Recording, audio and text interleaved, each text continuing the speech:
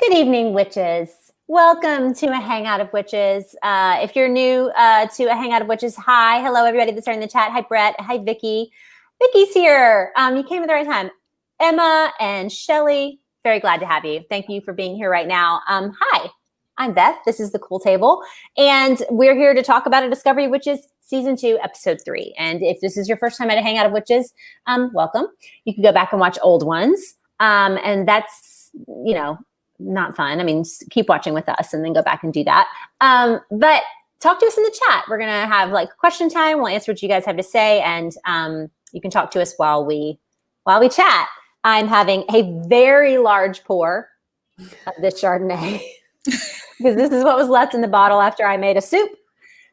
And I wanted to finish it. So everyone say hello. If you're drinking, let us know. And Jana, we'll start with you. I am Jana. I am drinking a gin and tonic because I got Ryan Reynolds Aviation Gin for Christmas. So I've been drinking a lot of G&Ts lately. Very nice. Yeah, I'm excited about the show. I read the books years ago, but not enough to really remember. So I'm kind of coming at it as a non-book reader. Gotcha. I'm kind of like that too. I mean, like I read them, but like I haven't read the third one and I've only like looked up the Wikipedia stuff. So, Lachey, you say hi. Hi, everyone. I'm Lachey. I'm actually drinking hard apple cider tonight. And I have read the books. I am a book purist. If you've seen me before, you know I like them to stick as close to the books as possible. So, but yeah. Yes, Lachey likes things to be exactly as they're supposed to be, and we love that about her. As it says. Yes, we love that about her. Heidi, say hi. Hey guys, Heidi here. I am drinking like a spiked seltzer in my Donald Trump account suspended mug. I don't think you can see that. And I've never read the books, but I'm watching the show for the first time, episode by episode, along with you guys, and it is something. I'm excited to talk about it. I have questions. All right, well, get right into it because we've totally exhausted our opportunity to like introduce ourselves about this show. We've done it enough now. Like people that are watching know who we are, like know how we feel about the show. We're done. So episode 3 takes place in London in 1590. It does not venture away, but there's a lot of guest stars in this episode, and I kind of wanted to go through them like kind of one by one and think about like. Here's what I thought about this episode. I thought that it finally answered some of the questions that were plaguing the first 2 episodes in ways that were satisfying enough to let them move forward. I don't really have the same level of questions that I had last week or the week before. And I don't mean levels of questions like, I don't understand these books. Like, I get it. Like levels of questions for like, what are they writing? Why do I care about Thomas Caldwell? Why is, Father Hubbard such a bastard? Like what's happening? And I feel like they answered some of that and left me hanging less in this episode. What did you guys think of that? So question. I think that's a question for Heidi because for me, I was still like, okay, really? That's where we're going. And I also kind of felt like this episode still moved fast, still maybe not explained as much as they could have, but Heidi, what do you think? Yeah, I don't have questions as far as like the political, all of that part kind of got answered, like the political allegiances and all of that. I more just don't understand why we invested the last 2 episodes in London with these characters when they're leaving. Like, why did we do that? So that was, as a viewer, I'm watching it like, so they keep introducing all these white guys with white beards. I cannot tell them apart. I thought the librarian guy or whatever the astrologer guy was Cecil when Cecil came in to yell at him. I had no idea what was happening on that until he literally said Cecil. And I was like, oh, it's that other guy with a white beard and a little cat. I don't know. So I was confused on some of those things. And like Gallowglass is a name I've heard a lot. And so I knew I was supposed to be excited about seeing that person. But like, it didn't mean anything to me. It was like just a nephew who came in. It didn't mean anything. So I had more like, to me, this felt like a filler episode more than last week. Whereas you guys felt like last week was a filler episode. So it's an interesting perspective. Oh, cool. Jana? I agreed with Heidi to where it was like, I mean, I was a little distracted while I was watching, but like a lot happened, but it didn't really feel like a lot happened. Like it felt like they were setting up a lot of stuff. Like they have an idea of where Ashmole is. Although I think the astrologer guy meant a lot more to book readers than to non-book readers. I saw a lot of people commenting about, was it John? His name is John D. Yeah. John D. Talking on Twitter about it. I'm like, oh, I didn't know like who he really was, like if he was historical and important, and I didn't remember that part from the book at all. But it's like, okay, it's useful. Like they know where to try and find Ashmole now. The stuff like Cecil, I still didn't really follow. That's still not super intriguing to me. And like Matthew having to like prove that he's loyal over and over. But I did like that Matthew seemed a little bit happier this episode. Like last episode, it always felt like he was so close to just exploding from the stress. Mm-hmm. So he seemed a little bit more, I mean, like still tense, but not like growling. Yeah. And like annoyed on an almost animalistic level. Yeah. John D, we'll go like kind of through what is happening in this episode. So John D is this like historian, scientist, kind of like crazy madman. He's actually the historical figure that like Albus Dumbledore is based on.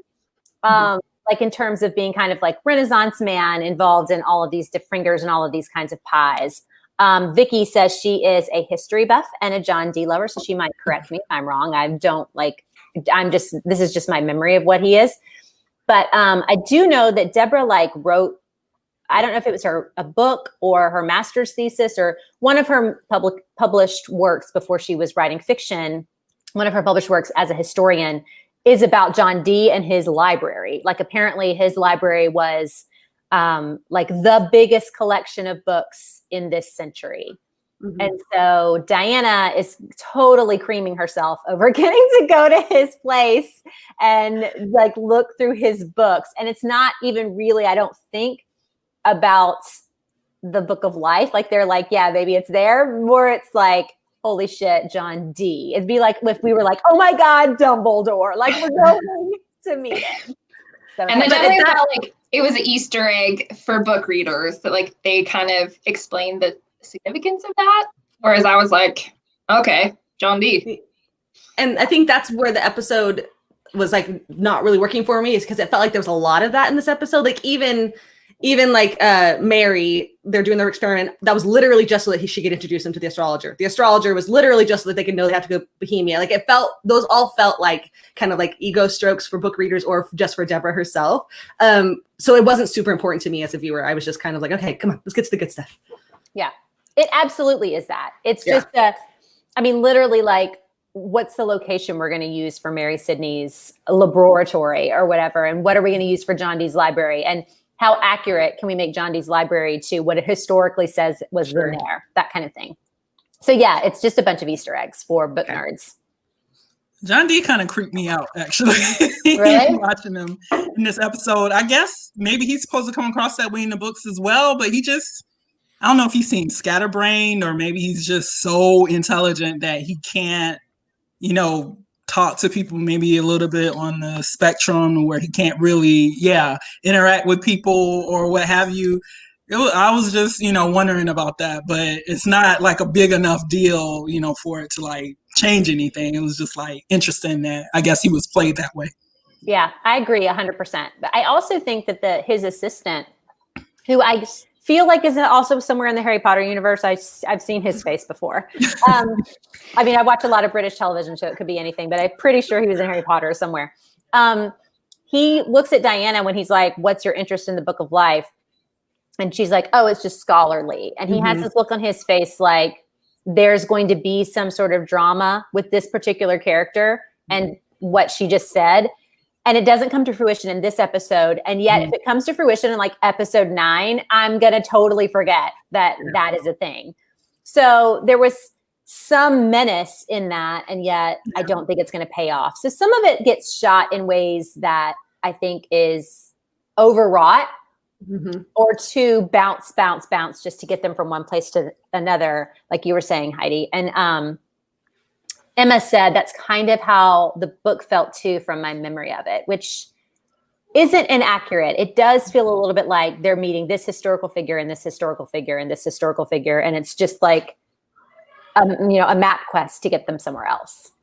So that's an accurate feeling, I think. Mary Sydney, let's talk about her a little bit. Mary Sydney was a breath of fresh air, Brett said. I like Mary Sydney. I like the character probably because I have good feelings about her because she played Mary Musgrove in Persuasion, which is my favorite Jane Austen book. And she's not my favorite Mary Musgrove, though. However, that belongs to Sophie Thompson. But anyway, I mean, I like her. I think she's interesting. I love that she comes to Diana's aid when it's time for her to see the Queen. Mary Sydney's a historical figure who would have been in Elizabeth's court. Her mother was one of like her ladies in waiting, I think, or something like that. So like, she's an important historical figure.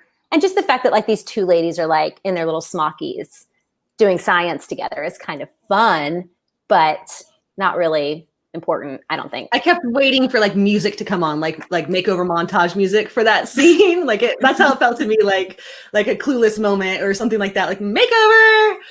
But yeah, it does feel like that. Well, I do hope that we get to see her again, just, based on the books and everything. She is one of my favorite characters in this time period with them. So I hope we get to see a little bit more. I don't know, though, because I'm not sure how important it is to the actual storyline or whatever they're doing with this season. But I do hope that we get to see a little bit more of them together in the laboratory. Yeah, I don't know that she has a whole lot of purpose moving forward. Yeah. And I could definitely see them cutting that for time. Yeah. Vicky just told us that John Dee's assistant was in Outlander. Yes, that's where I've seen him. I can't even remember who he played. Okay. Oh, he's one of the he's either one of the sailors or it doesn't matter. I don't want to talk about Outlander. Tara. Hi, Tara. I haven't seen you in a while. She said this episode felt the most for book readers. I literally thought will show watchers get all of this. And in the book, each character brought in had multiple chapters devoted to their importance.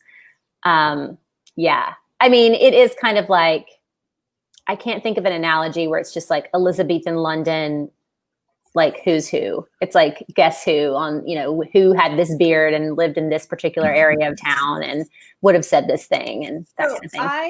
I kind of, in watching it and knowing nothing about Deborah Harkness, the author, who I know that we generally love and she seems great. To me, this feels like she just wanted to imagine that she was going back in time and visiting all of her favorite people. Like she is Diana. Do you know what I'm saying? Like it feels very personal to me as far as like I never imagined not wanting to meet the Queen. Like I could see Deborah literally thinking, I can't imagine not wanting to meet Queen Elizabeth. That's how it read to me as a watcher. Yeah. And I said last week, she actually wrote the first book in service of this. Right. So she really, truly wrote it with Matthew de Clermont being the Matthew Royden of the 16th century. Right. That's right. So it's because that was her focus or whatever. Yeah. Cool. Dawn just said, this is interesting. I don't understand why everyone is so accepting of Diana's strange accent. Yeah. Good point. She should be unintelligible to them. What they're saying should be unintelligible. Has anybody ever watched one of those YouTube videos that those guys do that it's like, this is what Shakespeare actually would have sounded like on stage? And it's bonkers. You know what I'm talking about? Yeah. I mean, they would have been speaking like Old English or Middle English or whatever, it's nonsense English Shakespeare was written in. It's considered modern English. Okay. So like Old English is like crazy bonkers, mostly French, right? Middle English is Chaucer, which is Van de Depa with the Shirta Shita, the Jita Marcha Persa to the Rita, which you can kind of get, but like. No, I can't. But Shakespeare is, but soft, what light through yonder window breaks. It is east and Juliet is the sun. That's modern English. It's just their accents were fucked up. Like they were totally bonkers. They would not have been anything that she would have understood. They had like this weird Yorkshire thing going on underneath them and like a lot of really strange vowels. She would have been totally unintelligible. It's very, very funny to me. That go ahead, Heidi. Okay. Oh. Well, the only thing I'm thinking is that maybe because of her, academic area, is alchemy and all of that. Maybe supposedly she would understand them better. But still, the question that, who was it, Tara was saying? No, well, Dawn, sorry. The question she was saying about how anyone understood her is the biggest thing. Like, Yeah. Emma said the repetition of excuses and unbelieving would get old pretty quick, would take too much time. Of course. Like, they wouldn't be able to have a show if the main character couldn't speak to any of the other characters. Like, they'd be ridiculous. I think, though, that Matthew Good, having just binged the whole first season, like, Matthew Good changed his accent when he went back to be more like Matthew Royden. Yeah. So, like, I thought that was a smart nod to how that he would have had to adapt to what he was like back then. Yeah, it's definitely a little bit, it's more. Yes. There's more going on. Yeah. Mm-hmm. Also, he's shouting a lot more in this season. I'm nothing without Diana. He's like so mad. So angry. I remember a lot of shouting in the first season. I might be wrong though. No, he growled a lot then. Yeah. Lots of the growling and more like whisper shouts. Yeah. Let's talk about Elizabeth because she makes her debut in this episode. I mean, of course, we all have our view of what Queen Elizabeth looks like, and we've seen her in other things. And what did we think of this portrayal of her?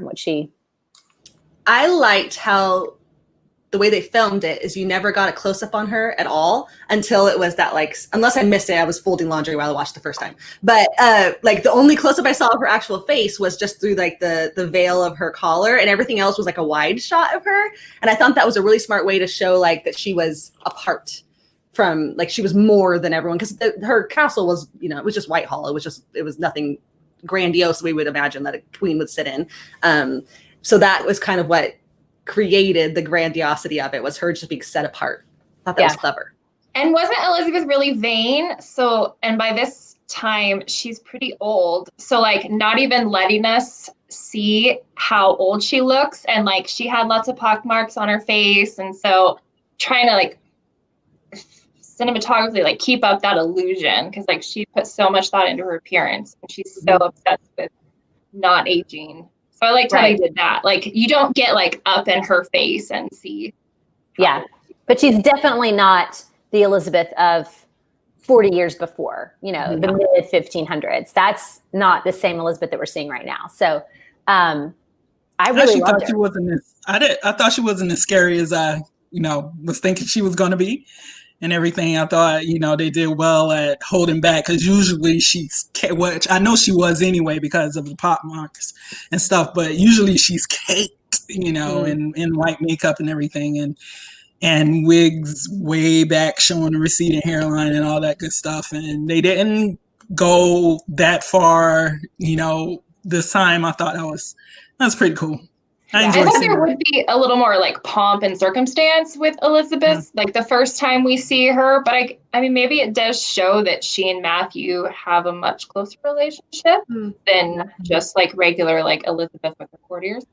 Yeah, and that he is a spy. I mean, she wouldn't hold court with Matthew, not necessarily in front of everybody, especially if she wanted to talk about personal stuff. But I really loved that scene, mostly because I liked the juxtaposition of Diana meeting like a historical fave, right? But also being, having to be deferential in ways that she doesn't really understand. And Elizabeth not caring anything really about whoever this woman is that Matthew has married. She's just some woman that he married who happens to be a witch or whatever. And I loved their conversation, but I super loved Matthew and Diana's outfits. That Elizabethan collar on him worked though. Like when you see the historical paintings or the portraits, they always are like, how in the world did that look walking around? And this is maybe the first time I can think of in a show or a movie where like it looked like an outfit that someone would have worn. It didn't look like a costume. It was very well done. Also because it's their formal wear. Like we don't see him wearing ruffs to hang out at home. He puts it on to go visit the queen the same way we put on, if we're important, we put on like top coat and tails to go to like, a black tie dinner at Buckingham Palace. So it's his formal wear is this really stiff ruff. And he was wearing it so well. The eyelets in his leather jabot or whatever were super good. It was just all working for me. Her outfit was gorgeous. I was very into it. And I just thought it looked great. It made for such a visual feast for that scene. And I love that they kept in Mary coming to help her, like, hey, we got to get you together. You know, you can't send you off looking any kind of way. I thought that was great as well. So yeah, my husband, when we were watching that last night, and she's walking down the street with those crates or whatever, and he's like, is that Queen Elizabeth? Which is not that's a perfectly good assumption for him to make, because she's got red hair. And he goes, why is she collecting taxes in the middle of the day? Why is she walking around collecting taxes? And I was like, it's not Robin Hood, it's not Sheriff of Nottingham, and it's not Queen Elizabeth. But it was fun just to watch it with him, because doesn't, when he doesn't know stuff, it's the best. Vicky just said she wouldn't have been as offended by his marrying without her permission, without a close-ish relationship. Yeah, that makes sense. And then she said, I always take note of the times that they show Diana's neck when she's around Matthew, and they chose to keep her rough open in the front. Yeah, is that because he tells her not to let anybody see it, and then she's fully wearing everything very open. The first dress that she wore that was Louisa's or whatever was like all the way up to her neck, like my turtleneck is. And then after that, all of her collars are super wide open. And is there something in the book about Matthew wanting to see his mark on her neck, or am I remembering Twilight fic? I don't remember Matthew wanting to see it. No, I don't think so. Well, I think he doesn't want other people to see it, because he says that in the show. But then why is she constantly wearing the collar open? Anyway, in Twilight fic, it's kind of this hot thing that Edward is always like, let me see where I changed you kind of thing. It turns him on. So anyway, that's a little sidebar for you guys. She not supposed to show it because she's a witch and he's a vampire, or is it just in general not to show it? Like, what is that? What is that about? I think because of the covenant. Oh, maybe vampires aren't supposed to feed on other creatures. Okay. And I remember the stern warning not to let anyone see it, but then Father Hubbard spots it within the first 2 seconds. It didn't make no sense. In that time, it would have been easy for her to cover it up, and she's not. So I felt like there was a reason for it to be that way, other than the fact that Teresa Palmer has a really good rack, and they wanted to be able to show that off. She could just slap a little white lead paint on there. Yeah, but she could do a boob window, like a comic book boob window, and still have a collar. So I don't really know why it's open that way. But Vicky's making a good point. The juxtaposition of a vampire and an exposed neck is interesting. Yeah, he's not staring at it. I wish he was. I think it would be hot if he was a little bit more vampiric than he is. Speaking of being hot and vampiric. All the growls, I'm sorry. He's growling like almost every scene. He's growling a lot. But he's not moving. He's not moving fast. He's not fighting with anybody. It's kind of, no one seems really scared of him until this episode when he goes to see Kit the second time and he's super mad at him. Kit is afraid. Kit is backing up towards the window. His hand is kind of moving towards his knife, even though he knows there's no way, if something happens, he's going to be able to deal with it. And I know he growls at him a lot in that scene, but I really wanted some vampire nonsense to happen in that scene and see Kit kind of trembling in his boots a little bit more. I can't remember. Did he speed up? Did he, was he fast? Grabbing him and everything? I can't remember. He growled, and I remember thinking the growl was better than last season. It was a good growl. It wasn't like he that. He didn't do the vampire No, there's none of that. None of that weird monkey thing that they do in Twilight. I think he does the thing where he moves fast, but he stops himself at the beam that's above him. Okay.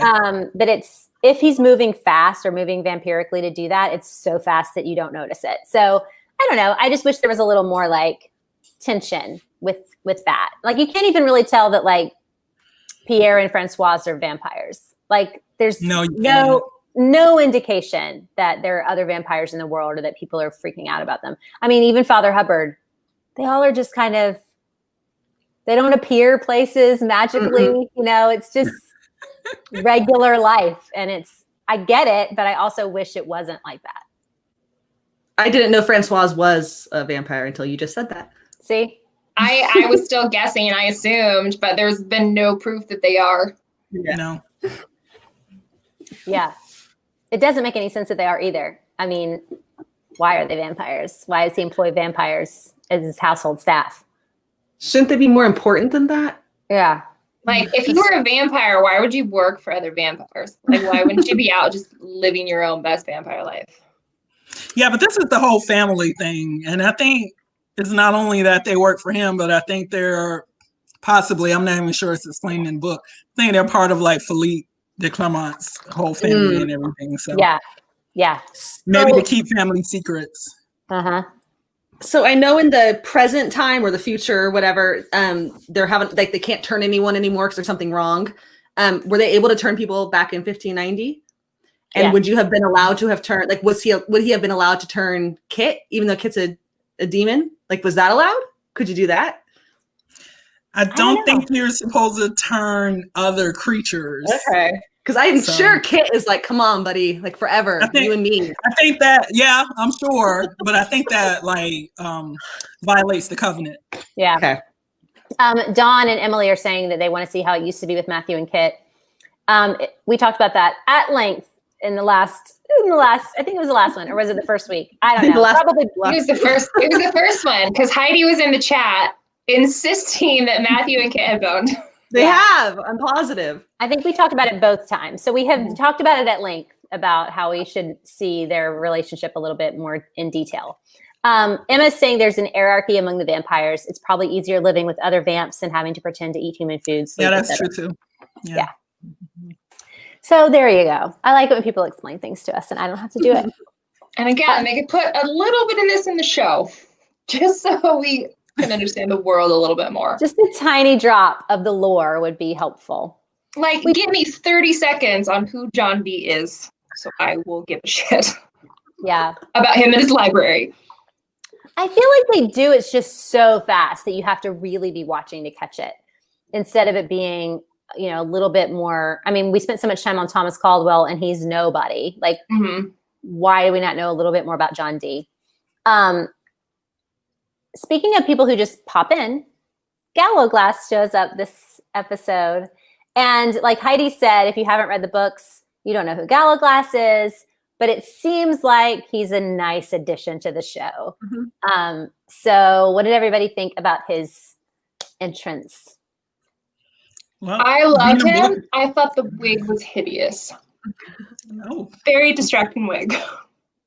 It didn't bother me. His wig was fine for me. I was cool with it. Which is, I was one of. I'm saying a lot to say that I was okay with the wig, but I was fine. I was going to say, someone needs to write that down. Beth just said she was fine with the wig. First time for everything. There is. What were you going to say, Lachey? No, I was just saying, being a book reader, I was like, woo, yes. And then being a Stephen Cree fan, I was like, yeah, you know, that whole thing. So, yeah. It does make it better when you like the actor that's playing a character that you like. Because it could I found it interesting though that he wasn't scared. Like he's all torn up about seeing Philippe again. He's like worried about crossing too many people from his past because he doesn't want to mess up the future. But he's like super stoked to see Gallowglass. Like didn't even faze him at all. Yeah. I was disappointed. Oh, Andy just said, could I not have spent 2 more minutes with him? I was disappointed that there was so little Gallowglass in this episode, especially because it took us to the end of episode 3 to get him. But I love that you can all like automatically see their relationship. He comes in this funny way, like Matthew clocks him, you know, by smell or whatever. And then they have this little ongoing thing that they do where they try to like get each other. And it was really great and funny. And I loved it. I mean, I love their relationship anyway, because I love him from the book, but I love Stephen Cree, and I just thought that he was such a good addition. And I love the way he interacts with Diana at first. There's none of the Kit animosity. It's just curiosity and confusion. And he lets it go immediately. Like he even the next time we see him, he's like, I can see that you guys are really, you know, this is a thing. So, you know, welcome to the fam or whatever. And but I am surprised that that he didn't say a witch uncle, you know, like everyone else has been, you know, kind of asking or taken aback that Matthew is with a witch. I'm surprised that, you know, he didn't at least put the question there. He Didn't does he say say what's this? A witch at ease in your taking your ease in Yeah. your parlor or something? But yeah, like he that does was say it. something about it. Yeah. And Matthew's like, yeah, this is my girl or whatever. I don't even remember what he says, but Will it spoil anything for me to know who Gallowglass's father is? no, it's No. Philippe's brother. Oh, it's Philippe's brother. It's not Matthew's brother who's on the No, not Philippe's that. son. Okay. Is Okay, it Philippe's gotcha. son? Yeah, it's Philippe's son. So But it's not. Matthew is Isabel's son. Oh. And yeah, so Isabel made Matthew. Philippe made Hugh, who is Gallowglass's father. His And how's vampire that- father or his biological father? No, Vampire. vampire. Okay. Yeah. How does that make him his nephew? Would it be a Biological families stepbrother? don't exist. I was wrong about it being Philippe's brother. It's Philippe's son. Yeah. But wouldn't that make him? He's his uncle. Matthew Yeah. What is was that? Matthew was also Philippe's stepson, and so Yeah. Matthew is Gallowglass's uncle. Not his stepbrother? I don't understand how that doesn't work. Okay. Philippe and Isabel are married. Philippe and Isabel are married. They have Right. Hugh, and they have Baldwin, and they have Matthew, and they have Louisa, who you haven't A met lot yet. of girls that they don't name. For her. And Hugh made Gallowglass. Oh, okay. That makes more sense now. I thought you were saying Philippe made Gallowglass. So I was like, that is his brother. Okay, gotcha. Okay, sorry. So, and then Hugh, Gallowglass's father, is dead. Mhm. Okay. He was killed by the French. Yes, got that. Yes. And Gallowglass is someone who we will see. This is a spoiler, but you'll see him in the future. Oh, So, like season he's not 3. gone. No, Gotcha. season It's so 3. fun. It's so season fun. season 3 will be in the some of it will be in the present time, and Gallowglass will be present Gallowglass. I'm looking forward to present Gallowglass's hair. Oh, come on. Does that Stephen play Green is in? so good looking, and the hair just did him no favors. But I love his accent. The It's Scottish so accent. so much better than his Ian Murray wig, which was a ponytail. So they couldn't even get a ponytail right in Allender. And let me just say this is the only thing I'm going to say, because people will hate me. I'm going to tell you right now, I tweeted about it when I first saw this season. Stephen Cree would have made a badass Jamie Fraser. We were 100% robbed. 100% robbed. Because Stephen Cree did audition for Jamie Fraser, and we were robbed that he did not get that part. If this little 2 minutes on screen did not prove to you that he would have made a good Jamie Fraser, you're just wrong. You're just wrong. He would have been great. It would have been great. It would have been Wait, awesome. Molly is saying that Gallowglass is getting his own book? Is Yes. that? Yeah. Oh, wow. Yeah. He's writing that Can't right now. wait. Another favorite character, y'all. I mean, yes. Yeah, absolutely. Does he ever get, I don't remember from the books, does he ever get a love interest in the books? Nope. Yet? Not in these. No. Yeah. I'm hanging in there for that book then. Not a requited one. What? I don't remember. Dang it. Molly really likes Gallowglass. She's not wrong. Mm-hmm. She's not wrong. Does But- Gallowglass play into the stuff with Domenico and the bloodlust or whatever that is? This is that how he comes in? Okay, don't spoil it for me, but You really don't want to spoil this part. I have not read book 3, but I have been spoiled for book 3. I know all the major plot points of book 3, and I wish I didn't know this. okay, good. Don't tell me. Yeah, I won't. It's good. It's so good. Okay. I don't remember. I'm Yeah. sorry, Andy. I don't remember. I was a sleep deprived twin mom of babies, and I retained no information from the last book. Sorry. Yeah, this is one of those things that I remember the first time I ever got spoiled for Claire and Lord John Grey getting together, and I was like, "Damn it! I should have averted my eyes. That would have been fun to read." But Yeah. whatever. I don't care about that anymore. I'm turning into such an Outlander hater. You guys are going to hate me. But anyway, one thing Well, the I books thought are good, but that's not this show. So go ahead. Right. Yeah. One thing I thought was really interesting was Gallowglass is the third or fourth person to tell Diana that she has to keep an eye on Matthew or he's going to lose himself. Mhm. I think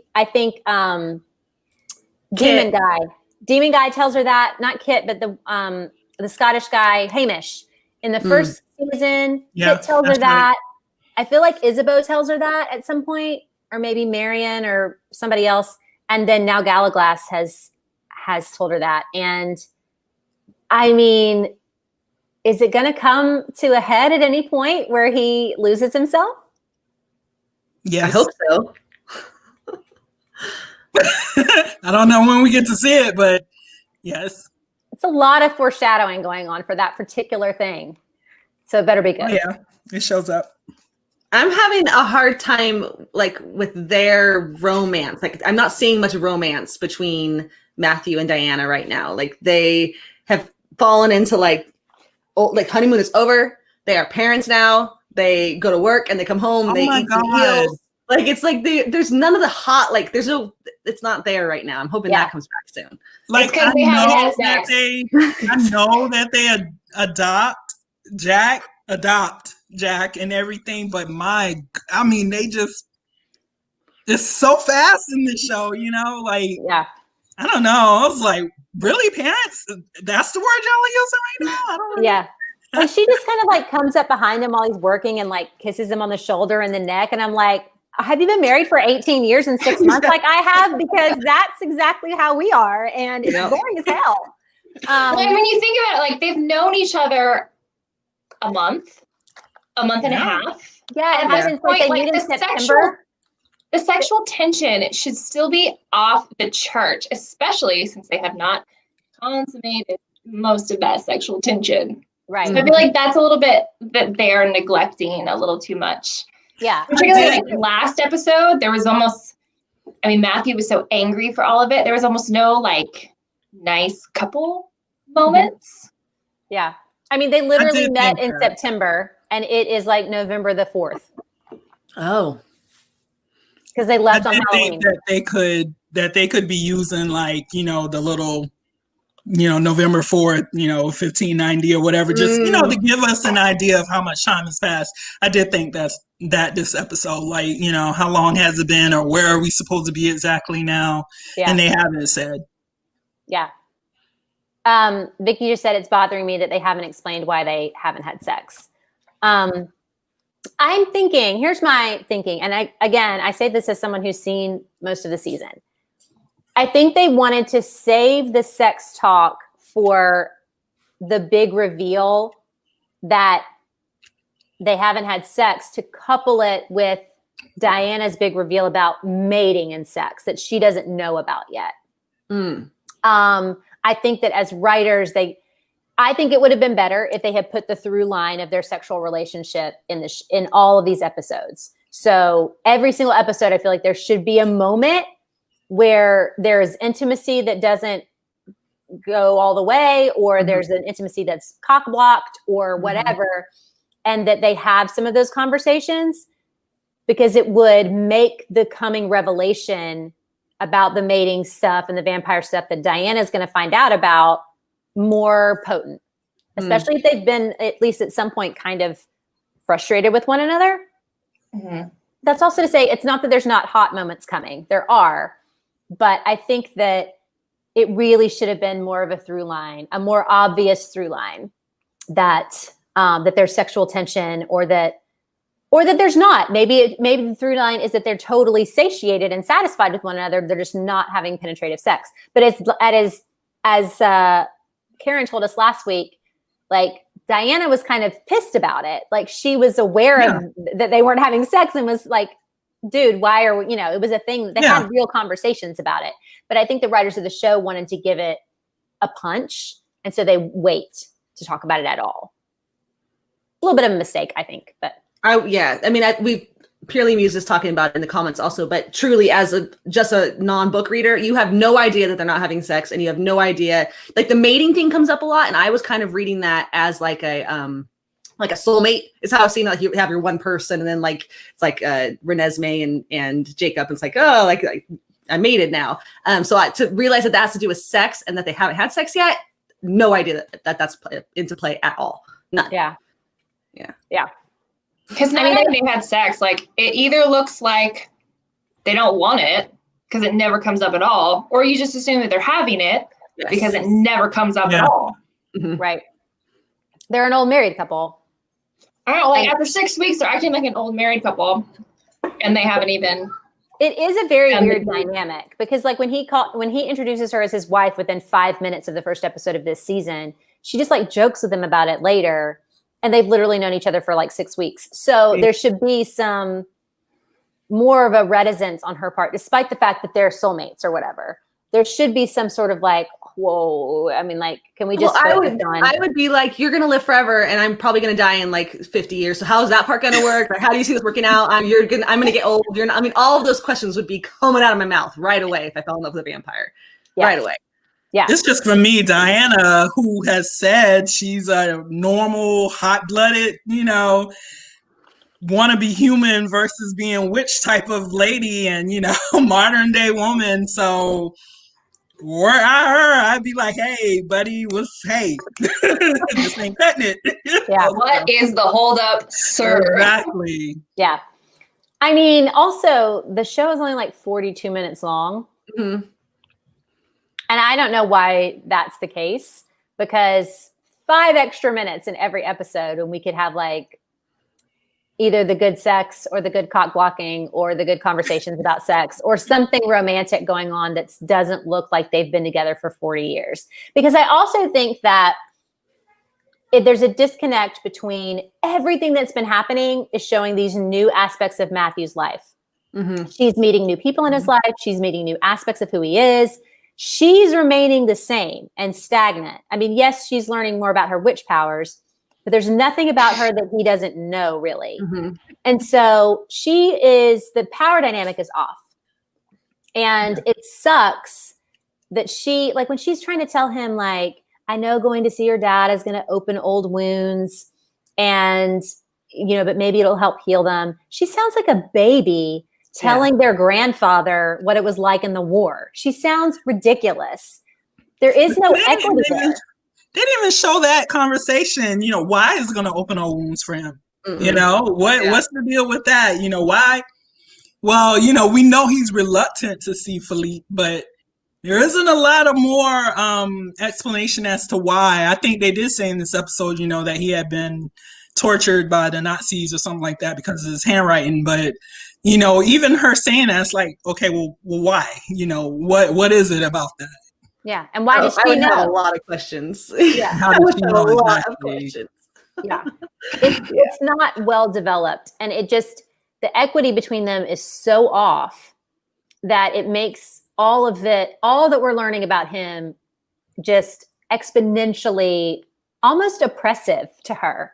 It's not fair that there's all of this that she's having to learn at this rapid pace, and he's really not kind of giving her anything. And it's, at least if they were kind of fighting about their sex life and he was the reticent one, and he, you know what I mean? Like, there would be a little bit more equity in the power dynamic if she was pushing for intimacy. But like in this episode, all they literally would have needed to do is have like Jack start crying with his nightmare, and that interrupts them real fast. Like that's all, or even if they were sleeping next to each other and then he had to get out of bed to go, like even that would have been enough. Instead, they're separated all the time. It's just a weird way they did that. Yeah. Or there's like really been like lack of connection between the two of them. I feel like in the first episode, there was a few of those moments, maybe, well, they really, really connected as a couple. But for the last 2, there's been like a random kiss here and there. And Matthew's obviously very dedicated to keeping her safe, but there hasn't been that coming together emotionally or physically, really. Yeah. And he's not even tempted, like we were saying, with her neck. Like he doesn't seem tempted by her all that much at all. Yeah. Really. And like, having just come off of watching Bridgerton, I'm like, why is she not sitting in his lap getting fingered when Lord Burleigh walks in? Like, just make it, you know what I mean? Like, just throw her a bone, all right? Like, just get something on the books so that we can see that there's like, they can't keep their hands off each other. It would be so much better. There still needs to be passion there, and you're just not seeing it. Everyone is like so, unbelieving that Matthew will want this woman, this witch, but, they don't show them actually inseparable, I guess is the word, right? Right. They're not joined at the hip. Exactly. Like when Gallaglass comes in, like it would be funny if he'd been going down on her, and Gallaglass like is like, well, obviously this is somebody you know really well. I mean, there's just nothing, and it just would be just as interesting and fun as if they were doing that stuff. So more sex. Can you believe it? Like, what am I saying? I'm okay with the wigs, and I want more sex in a show. This is not who I am. Clearly, Amuse is talking about she's more interested in the witchiness than them as a couple. I don't care about them at all. Well, let's discuss the witchiness because let's discuss that. It was excellent in this episode. Yes. I have no Very notes. fun. I have no notes on the witchiness. I really liked it. I have a question about the witchiness. Whenever she said this is her gathering, were those women weren't weavers, right? They were just regular witches? Okay, right. So the reason that they were able to give their element is because that was the one that all witches pick one element, and she just happens to be like the witch of all witches. Gotcha. Okay. Mm-hmm. Like you don't see Goody Alsop.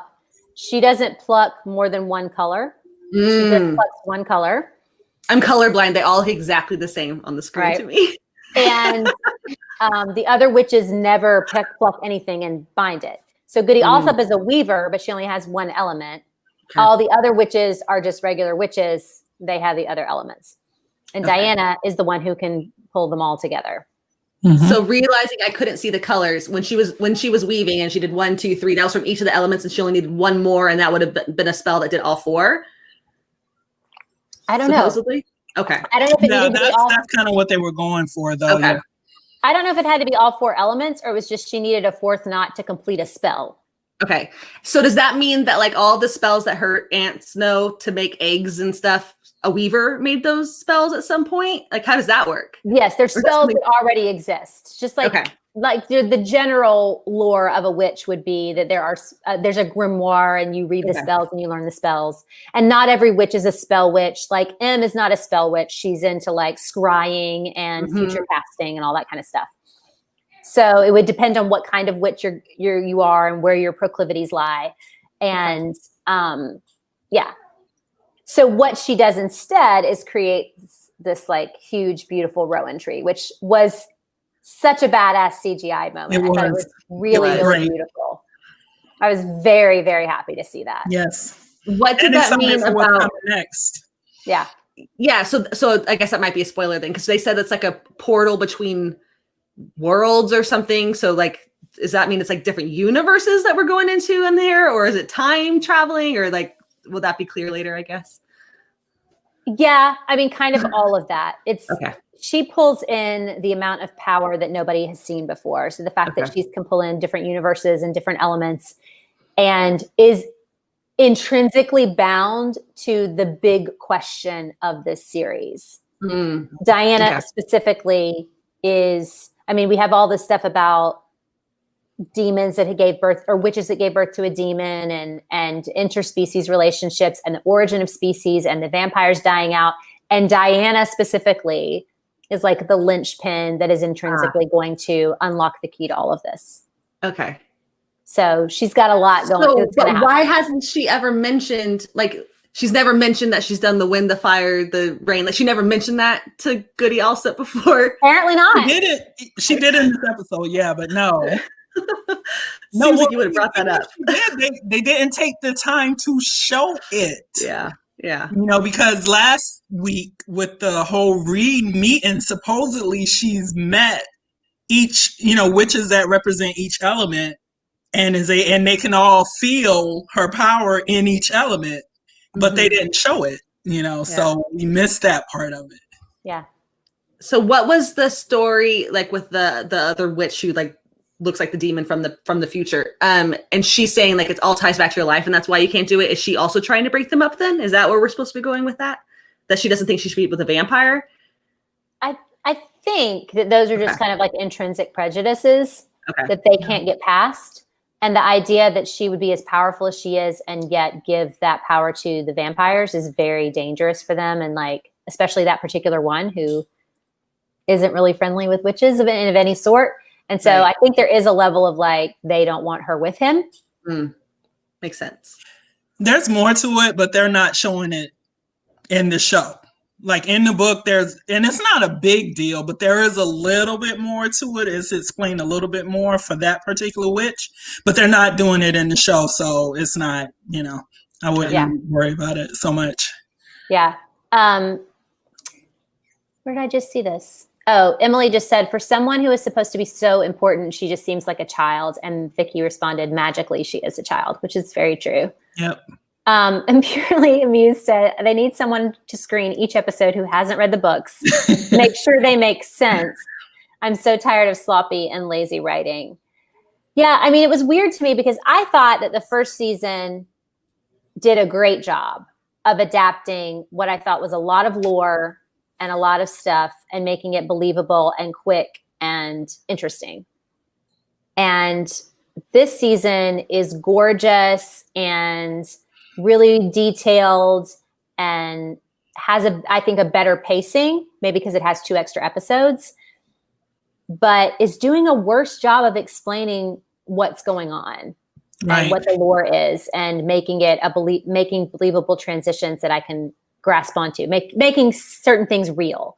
Matthew and Diana becoming parents isn't real to me. Her being a 4-element witch makes sense with what happened in the first season, but the fact that it wasn't seen by the other witches ahead of this moment isn't believable. It's not something I can grasp onto and it seemed real to me. It seems fake.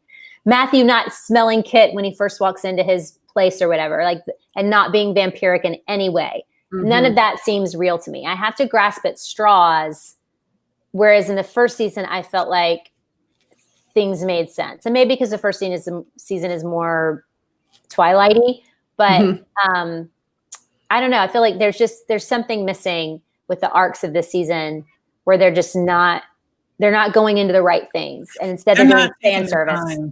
They're not taking the time to explain things better. And every episode that I've watched so far is only 3, but I do feel like even as a book reader, I'm like, they are really skipping a lot, rushing a lot. It feels very, very fast. I know there's a lot of material, but it seems very, very fast. And I guess my saving grace is the fact that I am a book reader. So I do feel for those of you who aren't, See, but I'm enjoying watching this season more than the first season. Like the first season felt super cheesy to me, and this one doesn't feel cheesy. And so I don't know if that's just the money that's being spent on it, and I'm falling for the costumes and the scenery, which is possible, or it's that it feels to me like this season is building up to something big.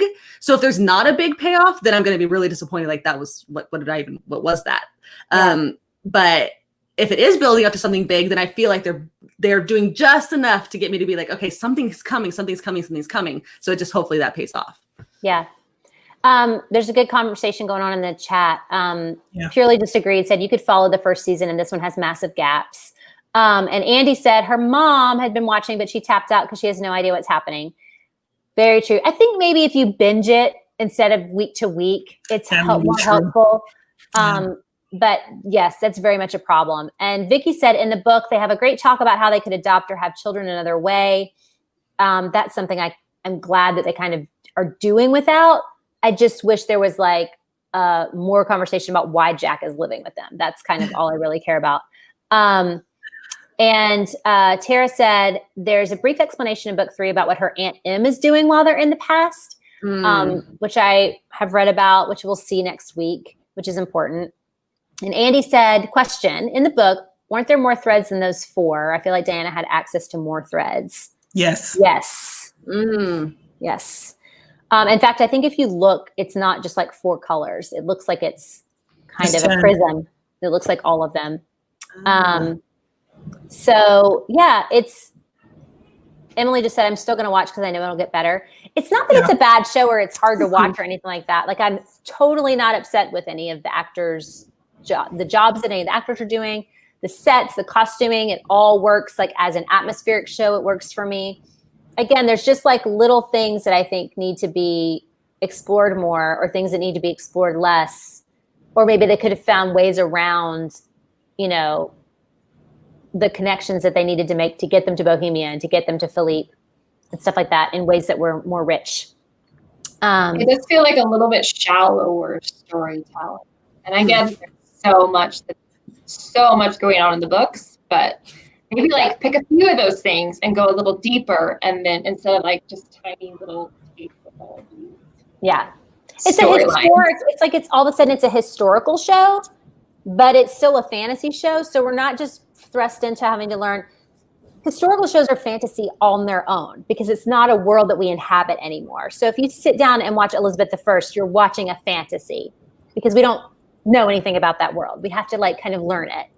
And fantasy shows have their own lore, and you have to learn that too. And so when you have marrying both together, while the fantasy part of the show is like enamored with the history part of the show and like so happy to be there, it's just a lot to do. So I get that it's convoluted and kind of bulky, but I wish they just took specific moments and made them a little richer and deeper. And I with other shows, I can kind of pick out exactly what that needs to be. And with this one, I have a harder time. So probably because I don't know the source material as well, but there's just something missing. And I think it probably is why Matthew and Diana are so connected, how they stay connected, and what their search is really about. Mm-hmm. We're really kind of caught up in just being in the past, and not so much the thrust of why they're doing what they're doing and how the two of them are the keys to unlocking all of that. Yeah. But I'm not a writer, so.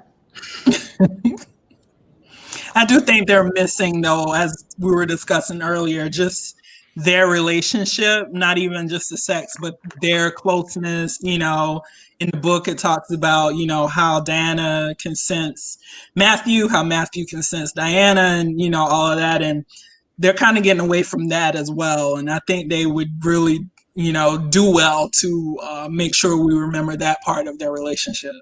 Yeah.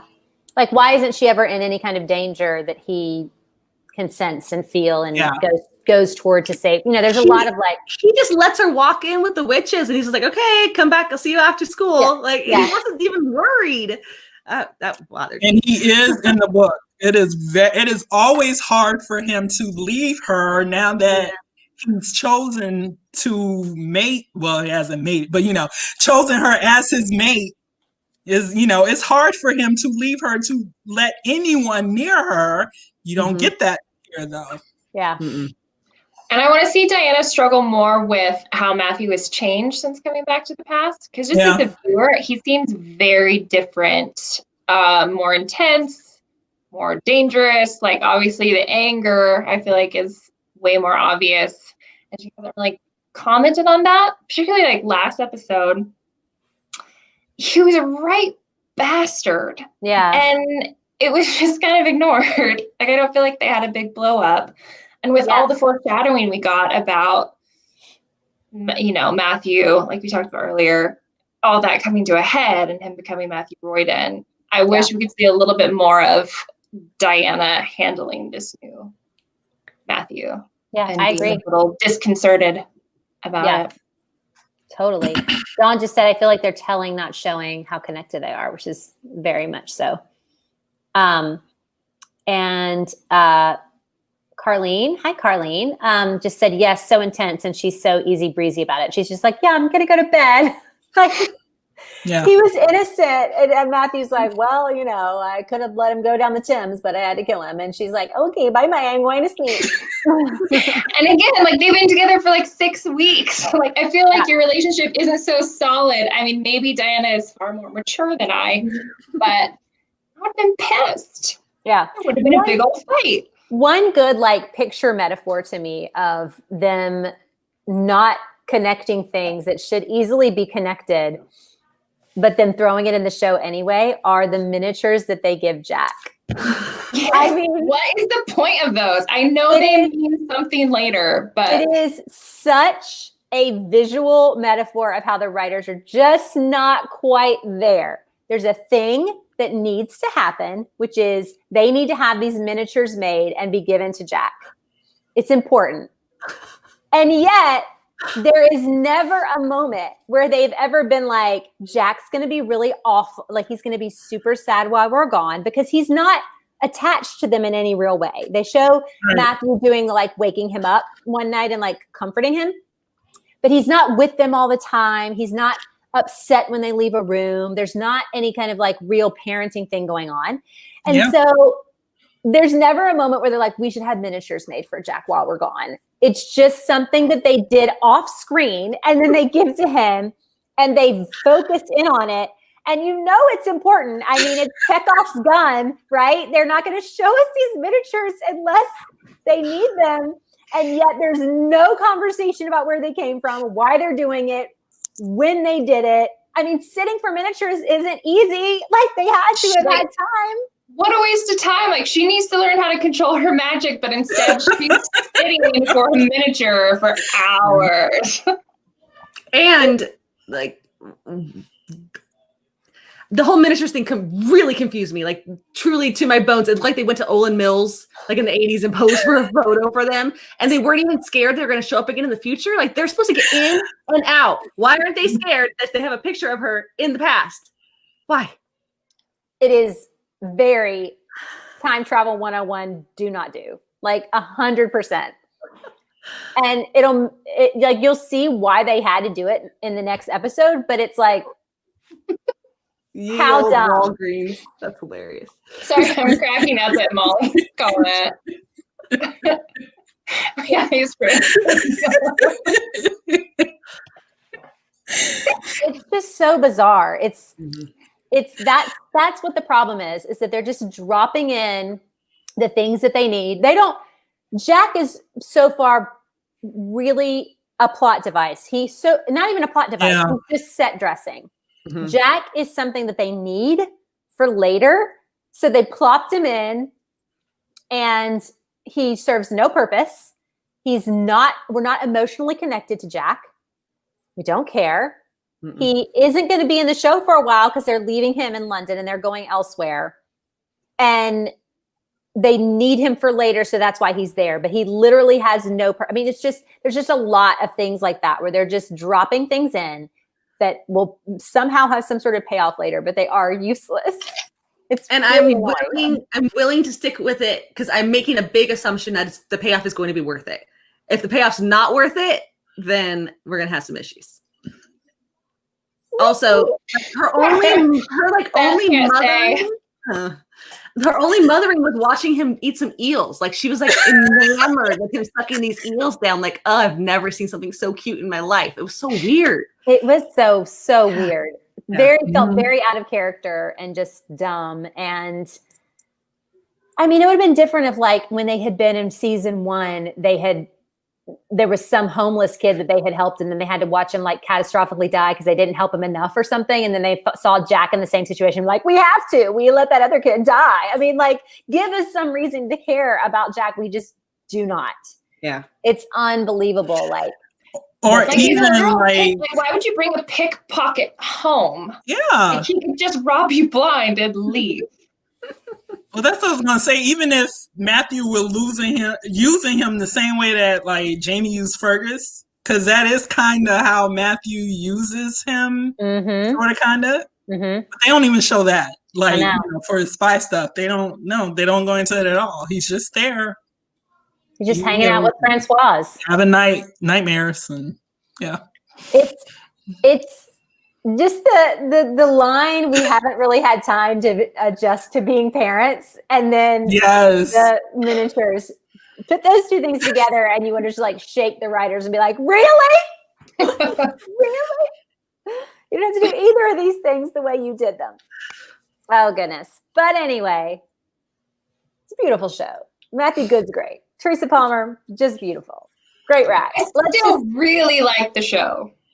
Yeah, I mean, I've watched other shows that confused me more to the point where I was just like, no, bye. Mm-hmm. So, and a lot of, this is made by Big Bad Wolf and it's made by Sky. And I have watched other shows that are similar in tone and the way that they're made. And they're either, I'm not surprised is what I'll say, that there's some gaps in the storytelling. I mean, a lot of shows made for Sky tend to kind of be gappy in what you're watching. You're like, why did they do that? Did I just not get their culture? I don't know what's happening.